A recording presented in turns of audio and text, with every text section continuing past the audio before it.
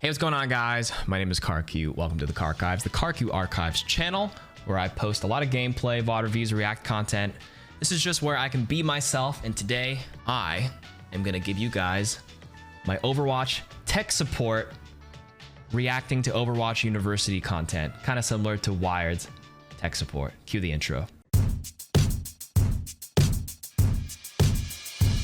Now, we're going to go through the last top upvoted posts for the last month. On Reddit, you can't filter by month, or else I just answer all of October questions. This would just be the last 30 days as of today, November 10th, 2021. Let's go with the first one. Designing new tanks. Why 6v6 was never out of space. Oh my god, what am I reading here? Is this the kind of content that's on Overwatch University? Whoa, we're giving a synergy 1 to 5 based on an S. Hold up. What the? This guy's adding variables to them. It doesn't end. This is what delaying Overwatch does to people. That is a lot. I ain't reading all this, but honestly, good work. I mean, it's upvoted. It's up there. If you guys want to read it, knock yourself out. I ain't reading that. Oh, quick tip for low level Annas. Let's see what this one is. Hi, I'm absolutely not a great Overwatch player. I'm old and I play to have fun. Found a wonderful trick to share Annas in gold or below. If you're Anna being dived by Genji or Diva, make sure to melee the air before you try to sleep them. They're usually on edge about sleep dart that they'll matrix or deflect for a punch, and you can sleep them right after. This is true.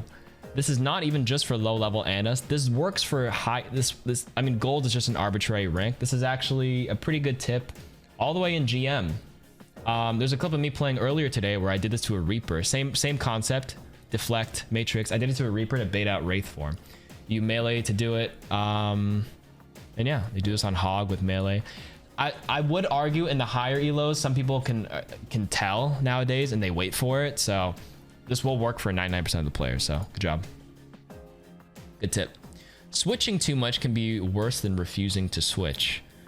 Especially tanks and supports. Refusing to switch can suck, but at least with a Hog OTP, I know what to pick to synergize. But switching too much can be worse. Switching to a different tank every 10 seconds. You go, yeah, the whole joke is we call that you're playing mystery heroes. Yeah, true. Everything in moderation, right?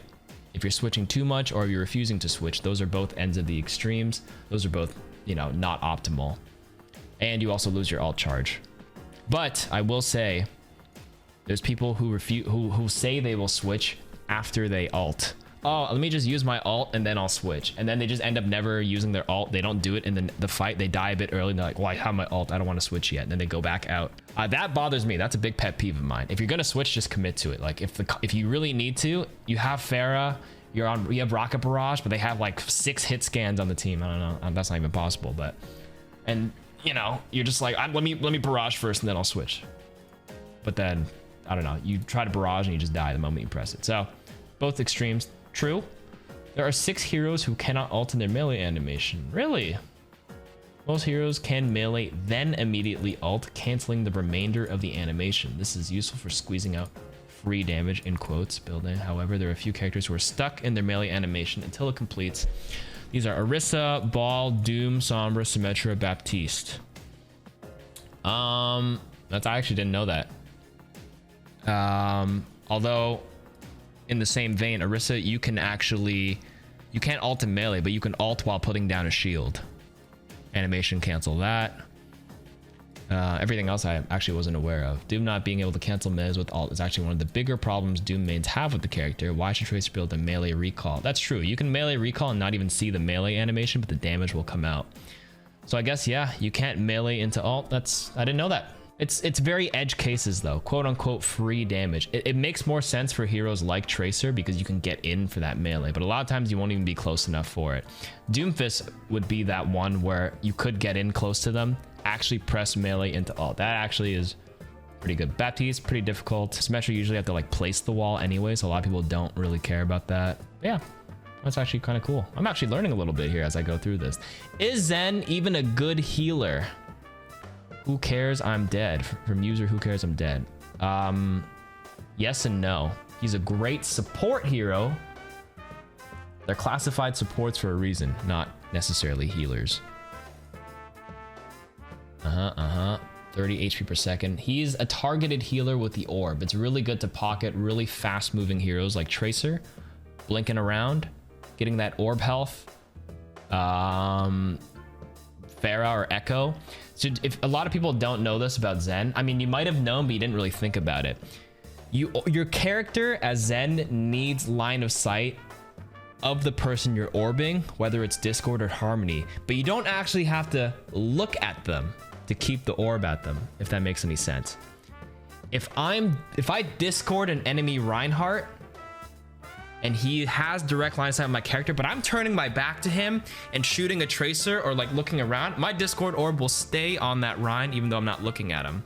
So in the healing orb example, if I have a Pharah or Echo, as long as this Echo or Pharah is above me within character line of sight or hero line of sight, I can still be looking forward and that Harmony orb stays on her. You don't have to actually like look up every time to refresh it. I think the Zen players will probably know that intuitively, but it's just something else that you can probably take from that. Tanks. Someone is behind is a cue to stop being aggro. For now, let's say it's DOOMFIST. If you're Doom behind, your Ana's probably being punted around the backline. So even if you can't help the backline menace, your front line will crumble because healers can't support you. So play slow so your team can deal with it. True. Actually, partially true. Doesn't mean you necessarily stop being aggro. This is kind of a blanket statement. You can't necessarily give up space at the same time. I mean, just stop being as aggro, but you can be a bit more neutral. Doesn't mean retreat necessarily, if that's what you're implying. But it, like, for example, if you're holding Rein, you know you're getting flanked. Yeah, maybe you don't have to advance as quick, but don't start backpedaling too hard, or else they just come forward and take the space. That one flanker distracted the support and allowed that enemy team to push up on you too. Just try not to take damage. If you heal, like if I'm a support and I'm getting jumped, stop taking damage. Whether that means stop being aggro or hold your shield up, something like that. Just don't give up too much space if possible. But that's where the skill play comes in handy, where you can assess whether you can still move up, whether you can hold your ground. Sometimes the enemy team is really scared, and then that means your tank could keep going up even without the heals. They pull off a shatter or something. So kind of a blanket statement, but Overwatch University is like very generic general tips, but there's always exceptions to the rules or to these tips. ORISA mains tell me how to play your hero. Go watch one ORISA tip for every hero featuring Ace of Spades. That's the most recent one. You play ORISA by putting your shield down and shooting stuff. What is this? Long-time support player. Been grinding QP recently, just get comfortable. My ball segment. Yeah, I want to play ORISA. What should I be looking out for? What's the top advice here? ORISA's kit gives you the feeling that you need to play passive. You shouldn't. You're the anchor. You should play like it. I don't like the term anchor tank. Who the hell said ORISA's an anchor tank? I mean, that was an old term when she first came out. For me, anchor is like the heaviest player on the team, which is usually Flats. He's always fucking hard as hell to carry. Both Flats and Emong are the anchors of the team. Every time I get them on the team, we fucking lose. Don't shield where you are, shield where you want to be. That is true. If you're defending, try shooting over your shield in the air during poke phase. I don't actually like this one always. You can do this early, but the whole like air shield, like if you commit to the air shield, you actually don't have it handy in the downtime. I guess they mean it in the poke phase, but like poke phase can end a lot quicker than people anticipate sometimes. So be careful with this one. I don't like this one too much. Okay if you know when to use it though. This is a given. Call pulls, yes. Fortify makes you unkillable, yes. Put your supercharge in a safe spot. Yeah, this advice is good. That's a good post. Why am I getting better but I keep losing more? You probably are improving, but you have to improve at the same rate as everybody else, or else you'll keep losing. And also bigger sample size. Getting better mechanically, known fact. I've been understanding it. I'm losing more when I solo queue. I started out this season low diamond and now I'm about to hit gold. In general, if you feel like, I mean, this is just your interpretation of getting better. You probably are getting better mechanically, but because you're focusing more on your mechanics, you kind of lose sight of some of the certain decision-making aspects of the game. There's so many moving parts in Overwatch. You know, work on one thing at a time. It'll all come together. Play more games too. It's a small sample size. This is one season too. Literally people over 2 months after each season, maybe they'll climb, maybe they'll stay about the same. They climb like 200 SR. If you climb 200 SR per season, you're climbing a lot. This is 14 days ago. That means it was the previous season. So then they ended the season. They might have just ended on a losing streak. Low diamond, About to hit gold. That's about a 500 SR swing. That happens to even me. I peaked 4,500. I've fallen down to 3,900 here and there. That happens. You need to play more games, bigger sample size. I'm silver and I want to make a YouTube series. Do it. So I'm going to say to you, FP5 aim, FPS aimbot. Just make content. A lot of people believe that to become a streamer or a content creator or a YouTuber, you need to have like a certain credential, but the answer is no.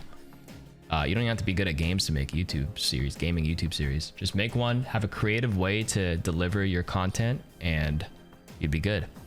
Someone in a low elo make a YouTube series, you can just do like funny fails. What a silver player looks like. What is a, you know how well bronze content does or silver content on YouTube?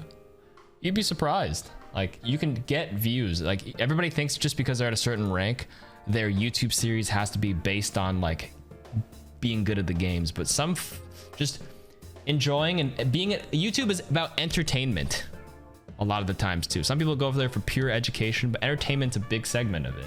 Find a way to do some entertainment with whatever rank you're at. I got so irritated today. Same. I slept 6 hours. Damn, this Overwatch University just is a lot of anecdotes too. It's kind of interesting what gets uploaded up here now. He was just saying he got irritated, but the fact that I guess he's self-aware. Sorry, they are self-aware that they got irritated today, and good for them. They kind of realized it and they corrected it. That's better than 99% of the people. So good job. The heroes with the biggest possible negative impact. I will say D.Va. My reason, she is not played well. She's absolute bottomless pit. Enemy can't miss her, plunk down, which leads me to no one plays her correctly. I don't think 1 in 100 D.Va players understand the shape of her defense matrix. Such a powerful defense, misunderstood. I think that the mech suit also puts in the mind of the average D.Va player that they have a free life, which means they disregard the value. Actually, kind of true. I would actually agree with this. I've watched a lot of VOD reviews in the past, and I will say a lot of divas at below a certain rank feed their absolute brains out and are just an alt battery. They're shooting at unoptimal ranges. They're just tickling with the shotgun and they're not using the matrix correct, and they're just literally just free alt charge. Kind of true. I mean, this is just a arbitrary number, but this is a discussion for it. But I will say I agree. She's severely misunderstood and misplayed at certain ranks. What would be the meta comp in today's Overwatch if Rolky wasn't a thing? Goats. I'm not gonna even open that. Is it weird? Goats with Baptiste. Bap goats. Is it weird that I flank with D.Va? Yes. I was getting back to Overwatch. I was playing a few games and noticed I like to take a side route and move behind enemy shields and boot their tanks out of position. I will go after. This is correct. This is not really flanking. Knowing when you're like slowly moving up, closing the gap, and then going for a target, not necessarily to kill them. You can just like annoy them, make them reposition, matrix them a bit, pressure them out a little bit. That makes, yeah, boot them out of position and flank instead of bodyguarding or doing other D.Va things. I wouldn't even call this flanking. This is part of her playstyle, and it's a fine balance between this and responding to what your team needs. You can do this and you can bodyguard, and playing a correct D.Va is knowing what to do when certain variables are there. Is it just me, or is Moira in a dreadful spot? Yes. The Coalescence nerf from like 3 months ago makes it so she loses alt tempo in matchups in which the enemy team has a Baptiste. You'd play Moira Lucio or like Lucio Bap in sort of rush comps, and then more you used to play it so you get your Coalescence super quick, but Baptiste can build it faster than Moira, so you just lose. If one team is running rush with Lucio Bap and another team is running rush with Lucio Moira, the Bap is going to get window first. You lose first alt tempo as a Moira team, and GG's, unless you're like a pro Overwatch League team and you know how to do it correctly. But in general, that's why like flanking Moira could work, but I'm not going to try to encourage that at the low ranks because they don't know how to do it properly. But you can watch Nolan. We did a Moira tips video. He knows how to flank on Moira correctly. Why is having good tanks so game changing? Because they decide everything. They decide where to stand. They decide where your team can go and the space you have to do stuff. As a DPS, your spacing depends on how your tanks play. I'm not going to even open that. I answered your question. Why do you still lose SR when your team has a lever? That's been a bug for a while sometimes. Not getting anywhere solo queue on healer. So I'm going to answer some of these. I think people want me to answer questions on Reddit, I suppose, right? Is it just me? It's just you. Oh, actually you and everybody else who believes that they can't climb a solo queue. You can climb a solo queue healer. You just don't. You wrote the word healer, But remember, your job as a support isn't to only heal. Look at Baptiste numbers at some of the top players. Their damage output is sometimes higher than their healing output, literally over like hundreds of games. Right? I rarely end a game without gold heals. 25k heals. Healer roll brutal. Baptiste can DPS. Anna, you get value on anti-nades. It's about healing the people at the right time, not just like garbage time heals. I almost made it to diamond. Now I'm almost silver. Fucking, that sucks, bro.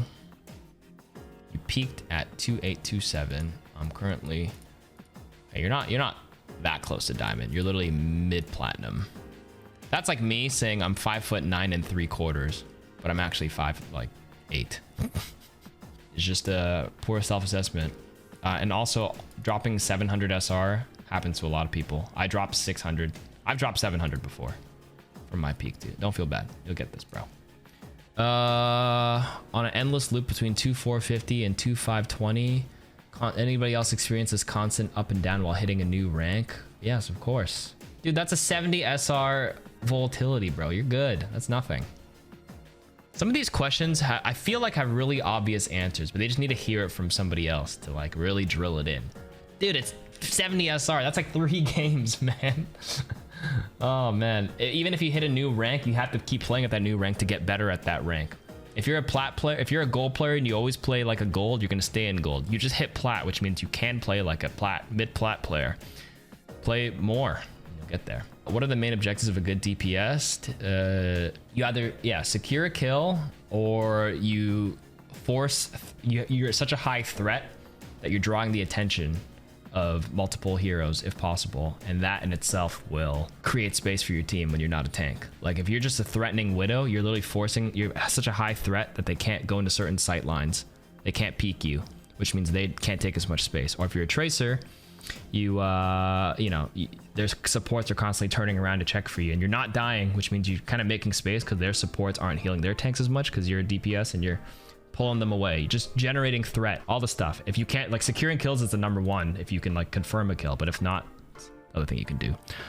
One drill you can run to improve on each hero. Sounds like my kind of video.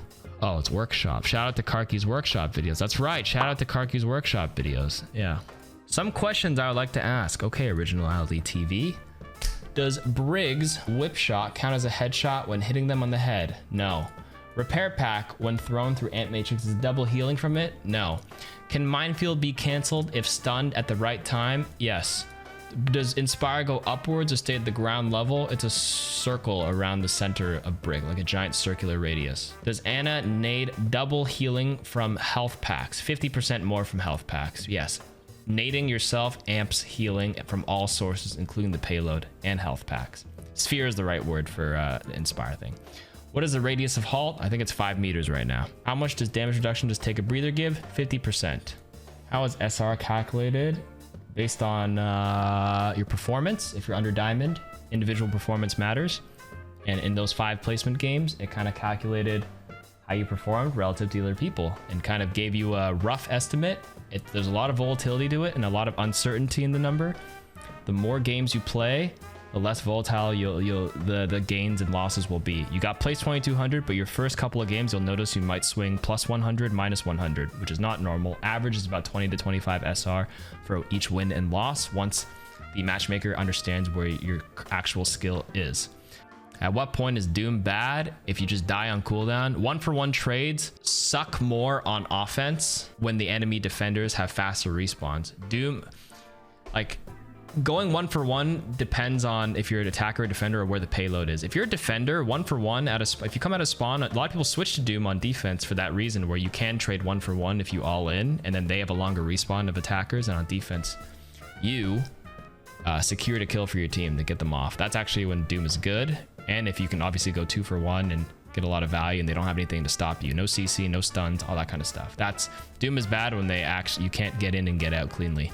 And that was answering or reacting to at least the top posts of Overwatch University for the past 30 days. Maybe we'll do this again next month. I like the subreddit. The subreddit was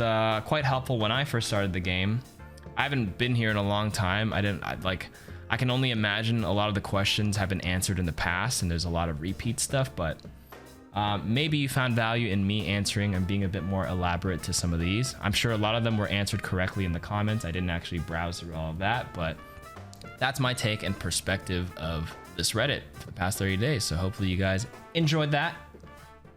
And we'll do it again. Let me know if you like it though. Peace.